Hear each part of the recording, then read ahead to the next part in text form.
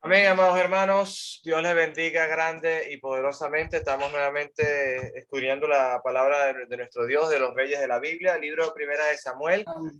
Hermanito Agustín Afonso con un pequeño resumen del capítulo 18. Hoy estaremos conversando y estudiando capítulo 19 también de Primera de Samuel. Dios les bendiga grande y poderosamente, amados hermanos. Empezamos.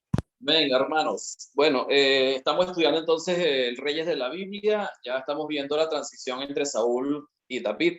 Saúl era el rey de Israel, el primer rey de Israel, que fue ungido por Dios mediante Samuel, pero por su desobediencia, por haber pecado contra Dios, desobedeciendo los mandatos de Dios, Dios lo desecha y se busca a alguien conforme a su corazón.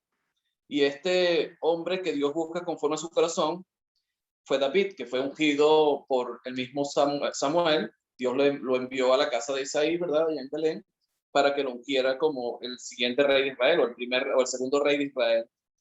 Pero estamos viendo la transición. Todavía Saúl es rey de Israel, pero David está ya bajo el mando de Saúl, ¿cómo decirlo? Como ayudante de Saúl. En el capítulo 18 ya David había derrotado a Goliat. Sabemos que Goliat era un gigante que medía aproximadamente 2 metros 80 centímetros, casi 3 metros de altura. Un hombre que desafió al pueblo de Israel, al ejército de Israel. Y David, siendo simplemente ¿cómo se llama? Un pastor de ovejas, se ofreció para luchar contra David, para luchar contra Goliat, perdón. Se ofreció y vemos que Dios le dio la victoria a David en esa lucha contra Goliat, utilizando simplemente una honda y una piedra, aunque David había escogido 5 piedras para luchar contra Goliat. Y era tanto el desespero del rey Saúl, en este caso, que permitió que un muchacho peleara contra un guerrero de la medida y la estatura que tenía este gigante. A pesar de que si hicieran derrotados por el gigante, iban a pasar a ser esclavos de los filisteos, que en este caso eran los que lo estaban desafiando. Cuando sucede todo esto, ya David derrota a Goliat. Vemos que Saúl pregunta de quién es hijo, cuál es su casa, y así termina el capítulo 17, donde Saúl averigua de quién es hijo David, y les dice que de ese día, de ese momento, David vino a vivir con Saúl en el palacio, vino a vivir con Saúl. En el capítulo 18 comienza hablando de Jonathan, donde dice que el corazón de Jonathan quedó ligado con el de David y lo amó Jonathan como a sí mismo. Ahora, ¿por qué Jonathan ama a David? ¿Por qué el corazón de Jonathan queda ligado al corazón de David? Y es que ambos tenían un corazón parecido, ambos tenían el mismo corazón. Si nos retrocedemos al capítulo 14 de Primera de Samuel, vemos la actitud que tenía Jonathan ante los enemigos, cuando tenía que pelear también con los filisteos, cuando estaban siendo asediados y sitiados por los filisteos. Vemos en el versículo 6, dice Jonathan a su paje de armas, porque los únicos que tenían espada eran Saúl y Jonathan. Los demás no tenían espada, utilizaban palos para luchar contra los enemigos. Entonces dice Jonathan a su paje de armas, capítulo 14, versículo 6. Ven, pasemos a la guarnición de estos incircuncisos. Quizás haga algo Jehová por nosotros, pues no es difícil para Jehová salvar con mucho o con pocos. Entonces vemos la actitud y la fe que tenía Jonathan. Y fíjate que el tratamiento que le da Jonathan es el mismo tratamiento que le dio David a Goliat. Aquel incircunciso viene a desafiar al ejército de Dios. Y Jonathan dice lo mismo. Vamos a ver si Dios nos va a dar la victoria con estos incircuncisos. ¿Cómo ellos van a estar peleando cómo Dios va a dar la victoria a ellos contra nosotros, que somos el pueblo de Dios, que somos el ejército de Dios? Y él mismo dice, vamos nosotros dos solamente, porque Dios puede darnos la victoria si él quiere. Y David actuó igual que Jonathan. David, la misma actitud este incircunciso Dios lo va a entregar en mis manos y le voy a cortar la cabeza. Y así sucedió. Dios entregó la victoria a Jonathan, Dios entregó la victoria a David, y por eso ellos se ligan en corazón, porque eran iguales, eran el mismo corazón, tenían un corazón igual o parecido por lo menos.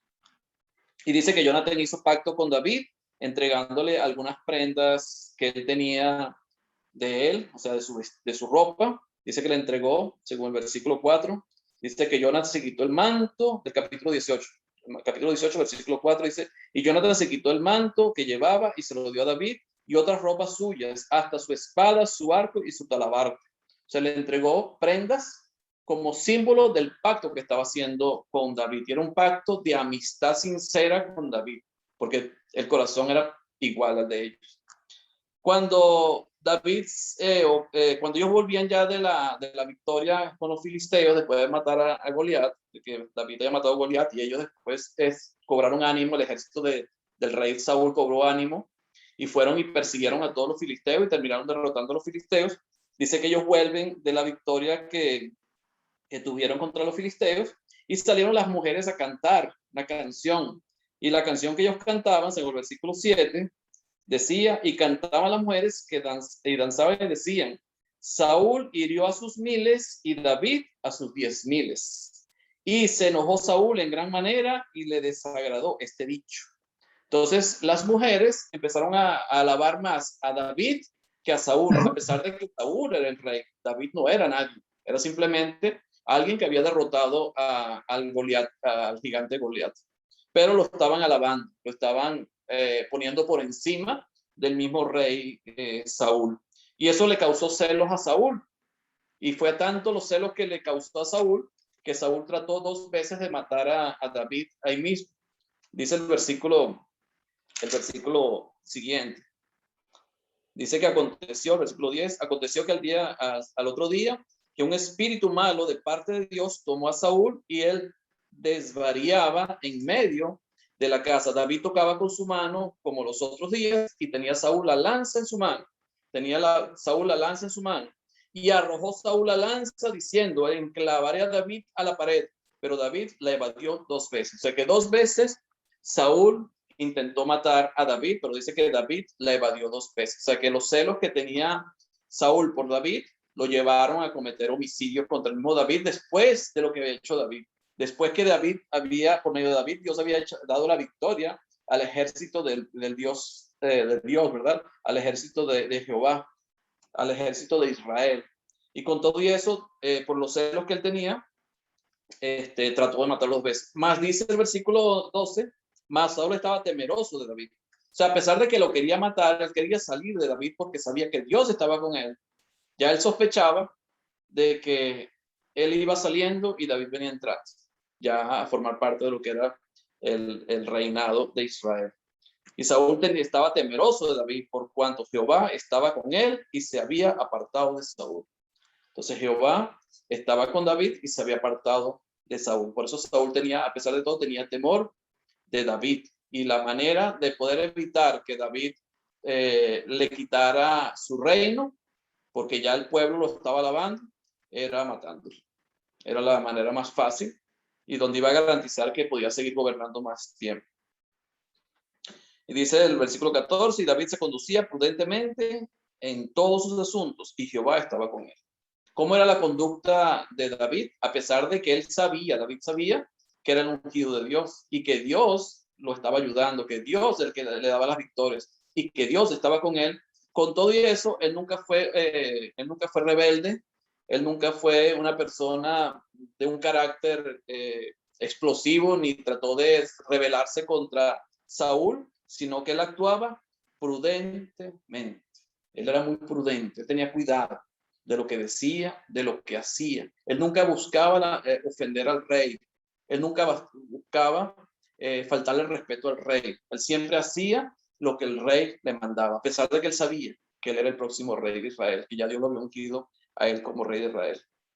Saúl, como veía que David tenía tanto poder o estaba Dios con él, por lo que comentó nuestro hermano Roberto la semana pasada, el temor de Saúl era que David se pudiera ir a favor de los filisteos, pudiera apoyar a los filisteos, y con Saúl apoyando a los filisteos, lo más probable es que David apoyando a los filisteos, lo más probable es que Saúl podría tener una derrota, o iba a ser derrotado contra ellos, porque Dios estaba con David. Por tanto, Saúl le da a su hija, le dice, tú vas a ser mi yerno, tú vas a ser mi yerno.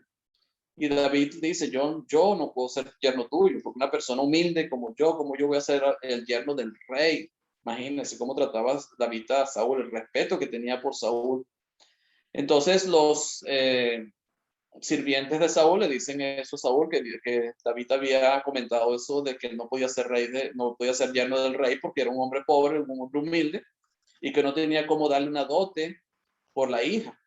Entonces Saúl simplemente le envía un mensaje a David diciéndole que su dote iba a ser 100 prepucios, lo que dice el versículo 25.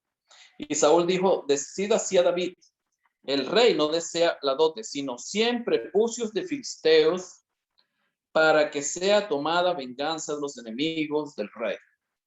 Para que sea tomada venganza. Entonces, ¿qué le solicitó Saúl a David como dote?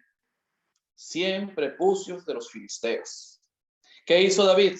Versículo 27. Se levantó David y se fue con su gente y mató a 200 hombres de los filisteos y trajo David los prepucios de ellos y los entregó todos al rey a fin de hacerse yerno del rey.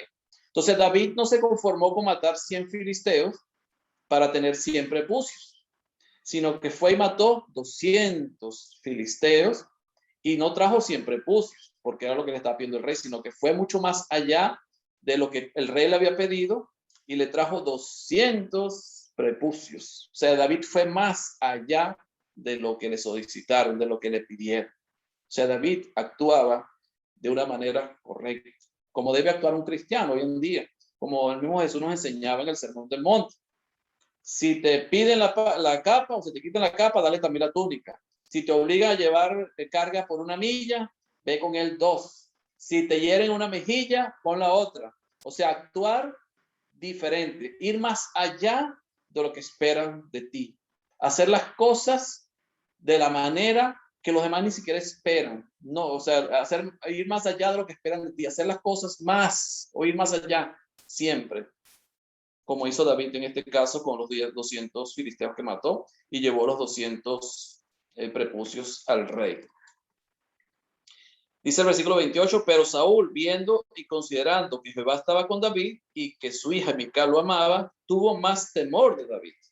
Más temor todavía. Después que le llevó los 200 prepucios, más temor. Yo pienso que lo que Saúl quería cuando envió a David para que matara 100 filisteos, era que los 100 filisteos lo mataran a él. O sea, la idea de Saúl siempre fue que David muriera. No lo pudo matar, no lo pudo enclavar contra la pared, pero entonces lo manda a la guerra con los filisteos, contra los filisteos, y la idea de Saúl era que David muriera en esa batalla contra los filisteos. Y era así que Dios estaba con David, y Dios se lo demuestra al mismo Saúl, que no fueron 100 los filisteos que David mató, sino que mató 200. O sea, Dios estaba con él y por eso Saúl estaba temeroso de David. Y fue Saúl enemigo de David todos los días. ¿Por qué Saúl era enemigo de David? Porque sabía que Dios estaba con él y que ya Dios le había quitado su reino. A pesar de que seguía siendo rey de Israel, ya Dios le había quitado su reino a Saúl. Y que tarde o temprano el rey iba a ser David. Dice el versículo 30, y salieron en campaña los príncipes de los filisteos, y cada vez que salían, David tenía más éxito que todos los siervos de Saúl. Y David tenía más éxito. ¿A quién le daba ese éxito a David? Dios. Dios estaba con David. Dios acompañaba a David. Dios daba las victorias por David. Por eso David siempre tenía más éxito que los siervos de Saúl. Y era como un mensaje subliminal que se le enviaba a Saúl, donde David cada vez que iba a una batalla tenía más éxito. Tenía más éxito. Por eso Saúl estaba tan temeroso de David. Por lo cual se hizo de mucha estima su nombre. ¿Quién estimaba el nombre de David? El pueblo de Israel. O sea que la estima hacia David cada día crecía y crecía más, porque Dios estaba con él. Amén. Amén. Amén, ¿Alguien quiere comentar hermanitos. algo del capítulo 18? Si no, pasamos al 19 y comenzamos a comentar el 19. Buenísimo, hermano. Dígame. Buenísimo. Ah, ok. Sí. Amén, hermanos. Entonces, Ya entramos en contexto. amén, varón. Continuamos entonces. Vamos a leer la palabra de Dios, capítulo 19, primera de Samuel. Leemos el capítulo y empezamos a comentarlo. Vamos a leer el capítulo, hermanos. Dice la palabra de Dios así. Primera de Samuel, capítulo 19. Saúl procura matar a David. Dice la palabra: habló Saúl a Jonathan su hijo y a todos sus siervos para que matasen a David, pero Jonathan su hijo de Saúl amaba a David en gran manera. Y dio aviso a David diciendo: Saúl, mi padre, procura matarte, por tanto cuídate hasta la mañana y estate en lugar oculto y escóndete. Y yo saldré y estaré junto a mi padre en el campo donde estés, y hablaré de ti a mi padre y te haré saber lo que haya. Y Jonathan habló bien de David a Saúl su padre y le dijo: no peque el rey contra su siervo David, porque ninguna cosa ha cometido contra ti, y porque sus obras han sido muy buenas para contigo. Pues él tomó su vida en su mano y mató al filisteo, y Jehová dio gran salvación a todo Israel. Tú lo viste y te alegraste. ¿Por qué? Pues pecarás contra la sangre inocente, matando a David sin causa.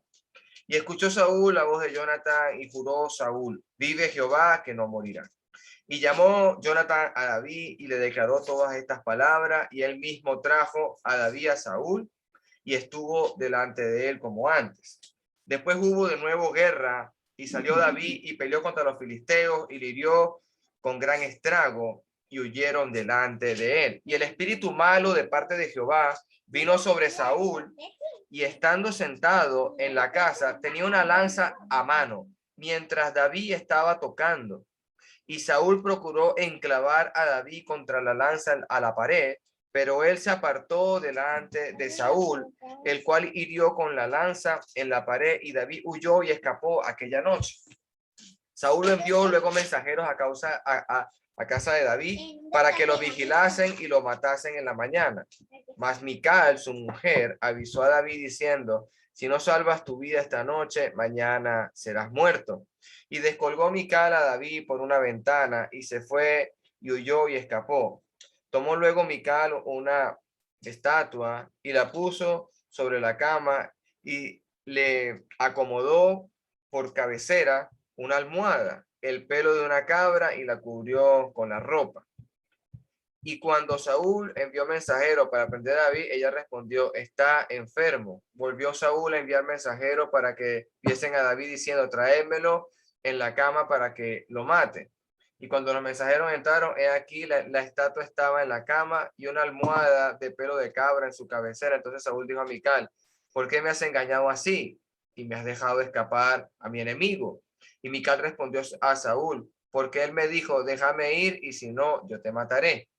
Huyó pues David y escapó y vino a Samuel en Ramá y le dijo todo lo que Saúl había hecho con él. Y él y Samuel se fueron y moraron en Nayot. Y fue dado aviso a Saúl diciendo: he aquí que David está en Nayot en Ramá.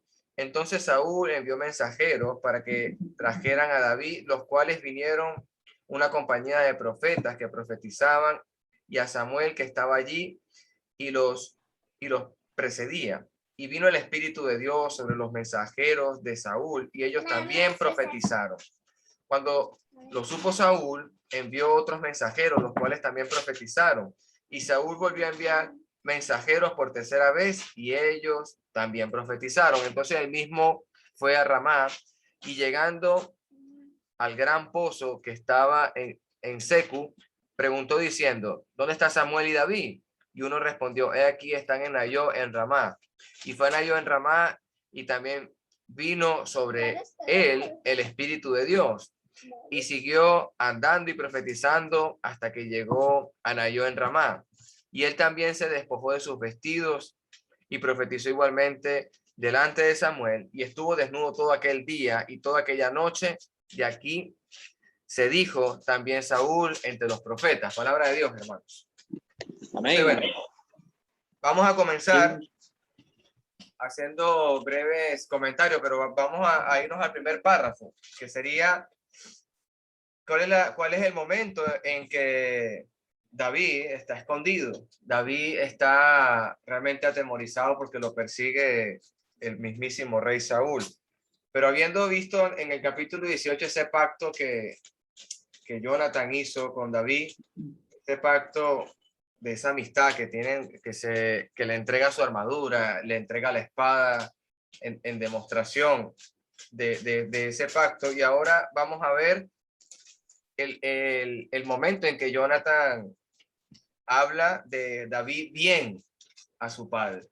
¿Cómo vemos esa actitud de Jonathan delante de su padre, sabiendo que el mismo papá quiere matar al que derrotó el gran filisteo Goliat, como se lo dice en el párrafo? Me llama mucho la atención es como Jonathan se lo plantea al rey, diciendo, vas a matar a alguien inocente, vas a matar aquí a alguien que nos libró de ese gran filisteo Goliat, vas a matar a ese que ha estado delante de Dios todo este tiempo.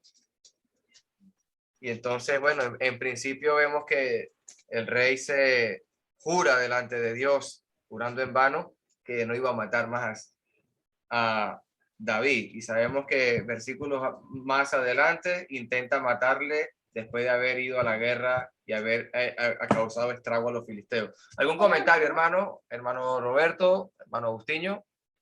Sí, mira, ahí me llama mucho la atención y me gustaría que habláramos un poco del versículo 1, que es muy interesante.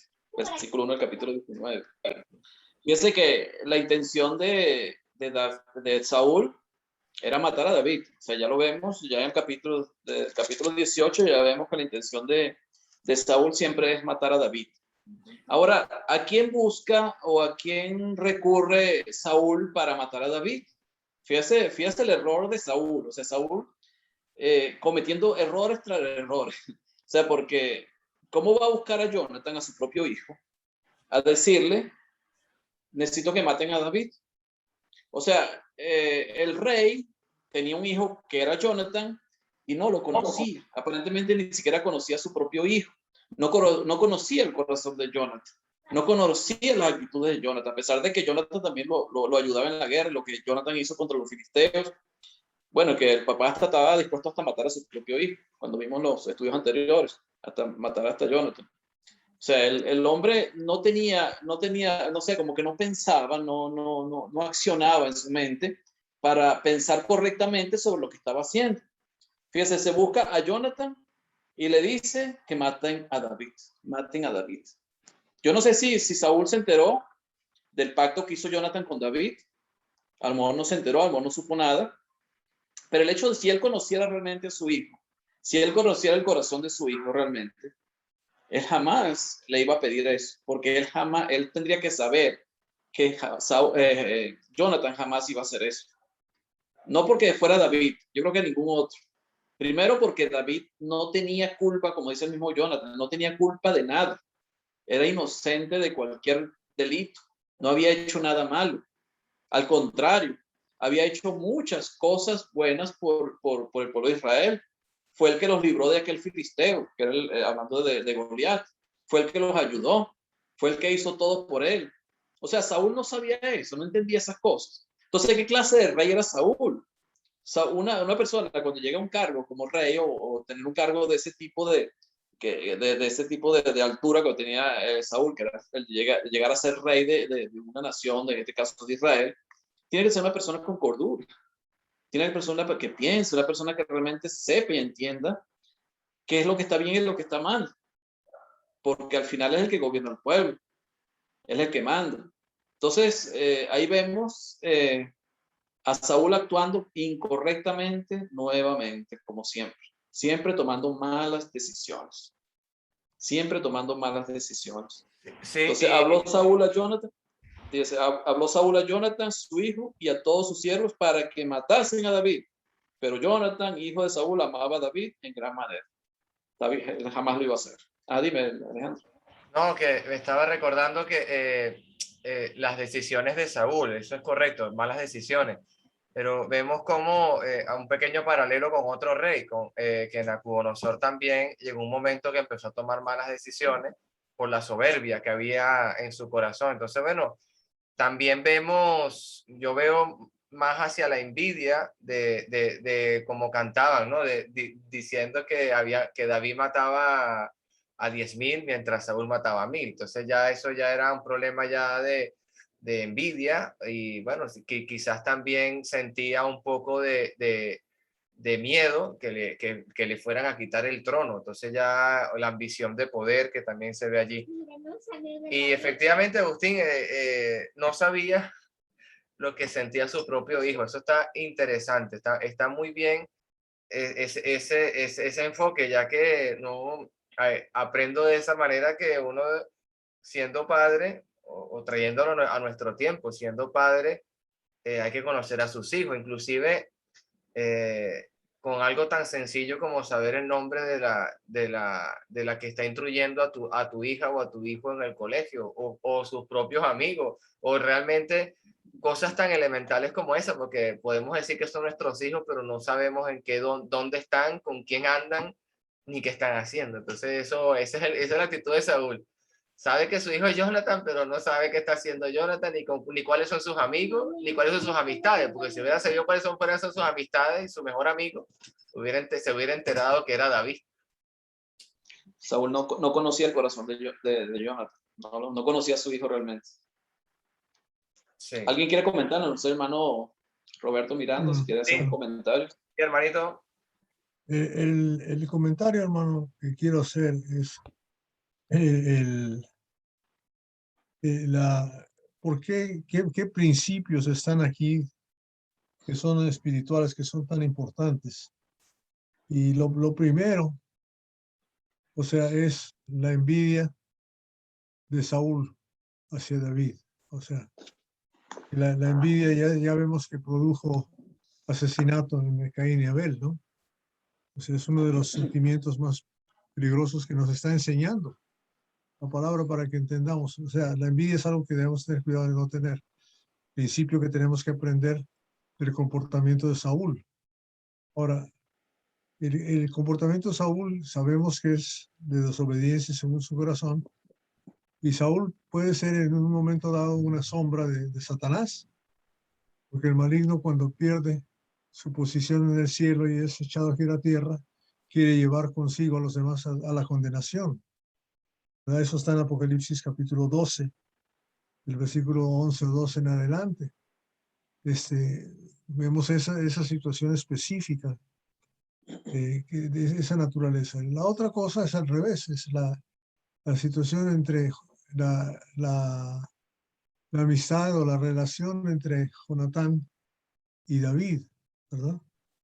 Ahora, David ha sido hecho rey, ¿verdad? Y nosotros somos reyes y sacerdotes. Y Jonatán es el hijo de Saúl, ¿verdad?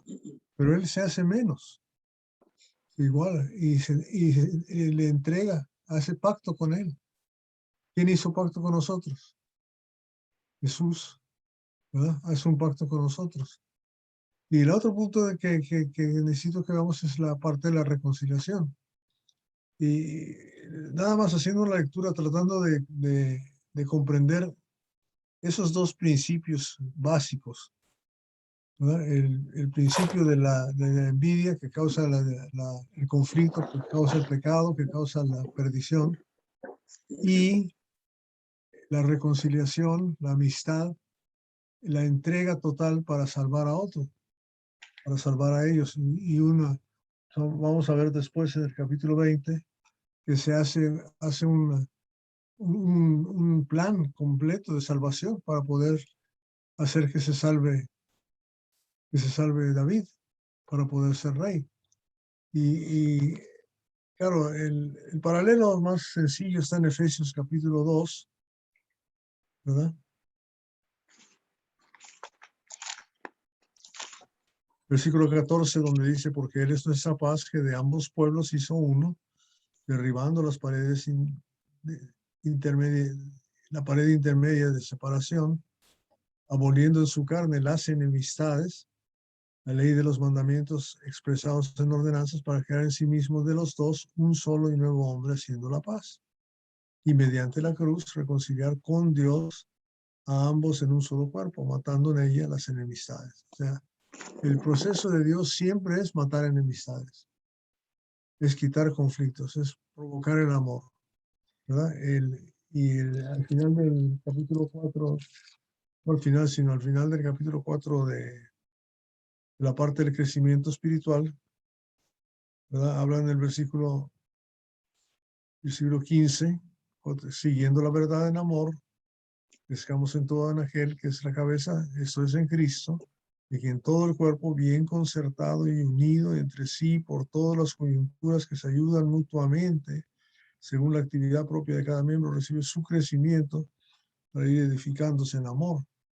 Cuando vemos la iglesia fundada por Cristo, está basada en un grupo de gentes como usted y yo, y nos amamos a tal punto que nos interesamos en procurar y ayudar y apoyar la salvación de cada quien, de cada uno de nosotros. Dispuestos a hacer eso y dispuestos a advertir cuando viene el maligno, decir, ten cuidado, viene el maligno. No te dejes caer ahí en esa tentación, ¿no? Tenemos que cuidarnos de esa manera y esos son los dos puntos primordiales que debemos de ver cuando estamos estudiando estos pasajes, ¿verdad? Porque Jonathan se entrega, le entrega su espada, le entrega, ¿verdad? Su arco. Su cinturón, su protección, sus armas de guerra, se las entrega a David. Eso es tremendo. Eso es tremendo. Eso es una entrega. Me acuerdo lo que dice Pablo, hubiera querido no solamente, ¿verdad? No solamente entregarse el evangelio, sino mi propia vida a ustedes, porque habéis llegado a sernos muy queridos. 1 Tesalonicenses 2:8. ¿Verdad? Y la otra cosa es la inconsistencia mentirosa constante de Saúl, porque Saúl, siendo sombra de Satanás, él dice, no lo voy a matar. Y al siguiente versículo ya lo está matando otra vez. Y él jura que no lo va a matar, imagínate. Y lo hace de todos modos. Bueno, hasta ahí voy a comentar porque ya llegó el jefe. ¿Dónde está el jefe? Hermano, Amén. Amén, hermanito. Hermano Bendiciones. querido, cónchale, no. ¿Cómo es que llegaste? Nos salvaste, hermano, porque estábamos aquí buscando de qué hacíamos. No tenemos audio, Pedro, tuyo. No nos llega el audio. Ese es el celular viejo. Ahora ¿sí? sí. Pensando en... Okay. Se te escucha muy bajo, hermanito. El otro celular, hermano, el otro. qué raro, porque ayer él Acércatelo más. Ahí mejoró un poquito. Acércate más. Es todo lo que tienes que hacer. ¿me escucha ahora? Sí. Poquito. Claro.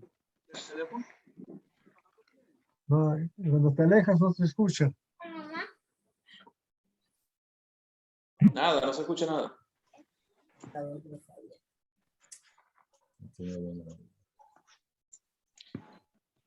Pon en pausa la grabación mientras tanto, Alejandro.